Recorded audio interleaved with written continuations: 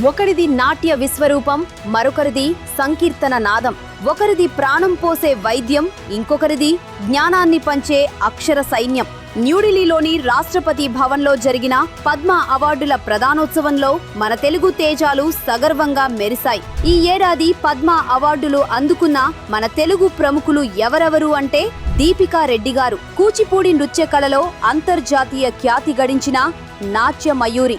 గడిమెళ్ల బాలకృష్ణ ప్రసాద్ గారు, అన్నమాచార్య సంకీర్తనలు ఇంటింటికి చేర్చిన అన్నమయ్య సంకీర్తన విద్వాంసులు. డాక్టర్ గూడూరు వెంకట్రావు గారు, వైద్య రంగంలో ఎంతో మందికి పునర్జన్మ ప్రసాదించిన ప్రముఖ గ్యాస్ట్రో ఎంటరాలజిస్ట్. వెంపటి కుటుంబ శాస్త్రి గారు, సంస్కృత భాషా పరిరక్షణకు, సాహిత్య వికాసానికి కృషి చేసిన పండితులు. డాక్టర్ పాలకొండ విజయ్ ఆనందరెడ్డి గారు, క్యాన్సర్ రోగుల గుండెల్లో ధైర్యం నింపిన ప్రముఖ అంకాలజిస్ట్.